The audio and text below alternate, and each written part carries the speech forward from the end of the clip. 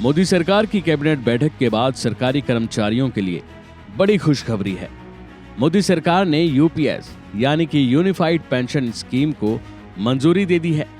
इसमें सरकारी कर्मचारियों को रिटायरमेंट के बाद एक निश्चित पेंशन मिलेगी। ये स्कीम 1 अप्रैल 2025 से लागू होगी।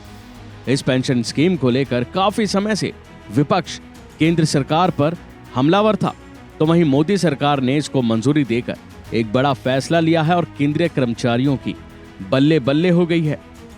यूपीएस के तहत पिछले 12 महीनों में हासिल एवरेज बेसिक सैलरी के 50% के बराबर पेंशन की गारंटी देती है, बशर्ते कर्मचारी ने कम से कम 25 साल की नौकरी पूरी की हो।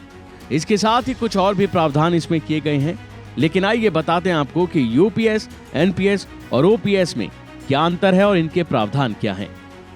1 जनवरी 2004 को एनपीएस ने ओपीएस की जगह ली। इसके बाद ज्वाइन करने वाले सरकारी कर्मचारियों को एनपीएस के तहत रखा गया था। ओपीएस के तहत कर्मचारी अपने रिटायरमेंट के बाद अपनी आखिरी सैलरी का 50% पेंशन के रूप में निकाल सकते थे। अटल बिहारी वाजपेयी की सरकार ने इसकी शुरुआत की थी। पिछले 3 दशकों में केंद्र और राज्यों की पेंशन भुगतान में लगातार बढ़ोतरी हुई। 1990 और 91 में केंद्र का पेंशन बिल 3,272 करोड़ रुपए था और सभी राज्यों का कुल खर्च 3,131 करोड़। तो वहीं 2020-21 तक केंद्र का बिल 58 गुना बढ़कर 1,90,886 करोड़ रुपए और राज्यों के लिए ये 125 गुना बढ़कर 3,86,001 करोड़ रुपए हो गया। बता दें कि केंद्र सरकार के कर्मचारियों को ये फैसला लेने का अधिकार होगा कि वो एनपीएस में बने रहेंगे या फिर यूनिफाइड पेंशन स्कीम में शामिल होंगे। तो वहीं आपको बताते हैं कि अब यूपीएस क्या है। यूनिफाइड पेंशन स्कीम यानी यूपीएस ये ओल्ड पेंशन स्कीम की ही तरह काम करेगा और साथ ही इसमें न्यू पेंशन स्कीम के भी कुछ फायदे होंगे। पेंशन राशि की बात करें तो रिटायर लोगों को रिटायरमेंट से पहले नौकरी के आखिरी 12 महीनों में मिलने वाली उनकी बेसिक सैलरी का 50% पेंशन के तौर पर मिलेगा। आमतौर पर इसका पूरा फायदा उन्हें ही मिलेगा जिन्होंने 25 साल की नौकरी पूरी कर ली हो। इससे कम, जैसे कि अगर किसी ने 10-25 साल के बीच अपनी नौकरी पूरी की है तो आपकी पेंशन उसके हिसाब से ही एडजस्ट किया जाएगा।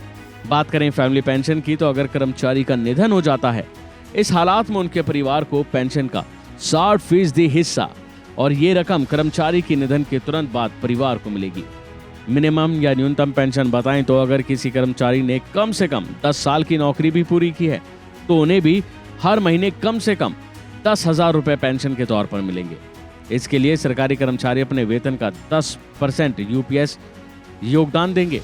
अब जिस तरह से ओल्ड पेंशन स्कीम में सरकार का कंट्रीब्यूशन यानी 14% होता था, अब इसे बढ़ाकर यूपीएस के तहत 18.5% किया जाएगा। जाहिर है कि इस स्कीम के लागू होने से केंद्रीय कर्मचारियों को बहुत फायदा होगा, जो कि केंद्रीय कर्मचारियों के लिए किसी बड़ी खुशखबरी से कम नहीं है। अभी के लिए फिलहाल इतना ही। खबरों में बने रहने के लिए देखते रहिए वन इंडिया हिंदी।